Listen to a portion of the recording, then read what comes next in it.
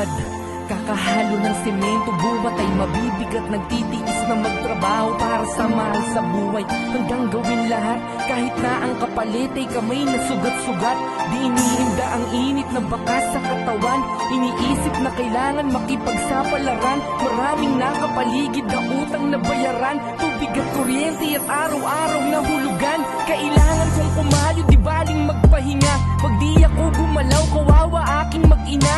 Aminado na mahirap, kailangan magtiis, upang ang nasa paligid ay sa'king di mainis. Walang di ko kaya, basta pag-usapan na pamilya. Kakayanin ang lahat, ang sumuko di mo makita. Magdumi man at tignan, paalagi putikan. Kami ay kumikita sa malinis na paraan. Pinagmamalaki ko na ako'y construction worker. Mahirap ang trabaho pero di ako titigil. Kailangan tiisin ang pamilya, mairaos lahat kaya kong gawin. Kapalit man ay mapagod, pinagmamalaki ko na ako'y construction worker. Mahirap ang trabaho pero di ako titigil. Kailangan tiisin ang pamilya, mairaos lahat kaya kong gawin. Kapalit man ay mapagod, sigawan naman ako ng nakakataas sa trabaho. Di kahit isang beses ay di ako nagreklamo. Imbis dapat tumaing, hinayaan ko na lang. Di ako takot lang na trabaho mawalan. Madami ng isipin at ayokong dagdagan. Ang kailangan kong gawin, sisipagan ko na lang.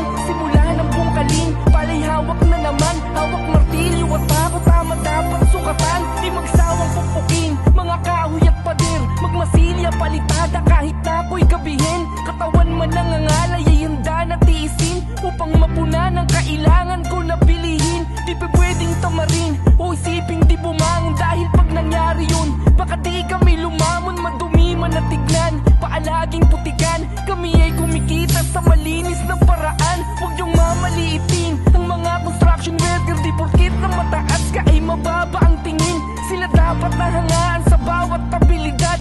Sila lang ang dahilan kaya maganda ang syudad.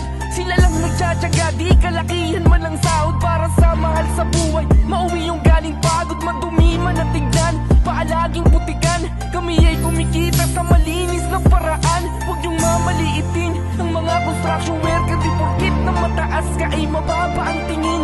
Sila dapat nahangaan sa bawat abilidad. Sila lang ang dahilan kaya maganda yung syudad.